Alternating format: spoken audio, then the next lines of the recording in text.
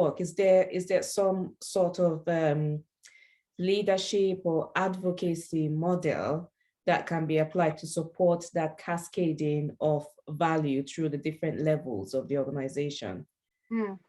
I think so. I think primarily it's authenticity, because if we authentically align ourselves to the bigger picture, then we can authentically push it down and then inspire others to do the same.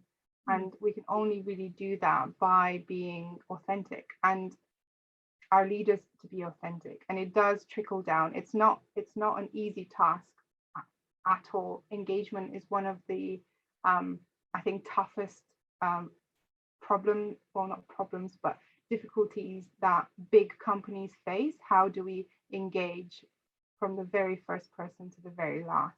Definitely something that a lot of companies are looking at.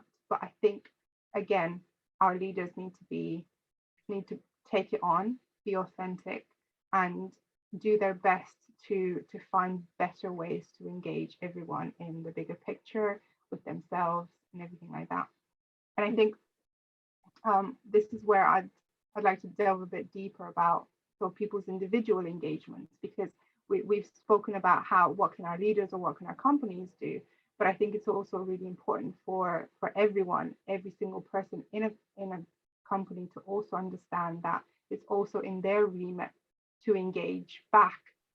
It's not a passive thing. Both parties need to participate. Back to engagement. So I never see engagement as just limited to them and us connecting for the purposes of just making sure that our day-to-day makes sense. To bring it into the wellness and innovation and retention, I think it's really important that we look, like everyone looks at how they engage with themselves at work.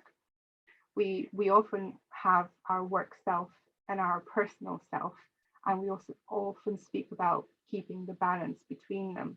Yeah. But in my experience, engagement only really works when you stop seeing them as different. There's something that I call the sentinel, the resource, the person you bring to work. We're not robots. Yeah. And we also say, oh, the real us is the one that we take at home, or the one that we use in the evenings. But this separating degree is no one of the separating degrees that's noted is emotions. I think people, our work self is always told to be more resilient to emotions, but at work we also deal with the paradox of positive emotions are celebrated, yay, let's all be happy. Yeah. But where negative emotions come in, they're more taboo. Yeah. So there's only really one pot of resilience that we have, and it can't be split 50-50.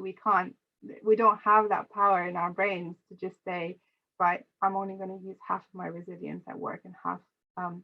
What ends up happening most often is that we use all of it on one side, and then we don't have enough for the other, and it just becomes frustrating. And in the longer run, no one really wants to engage with things at work when their pot of resilience is being used up.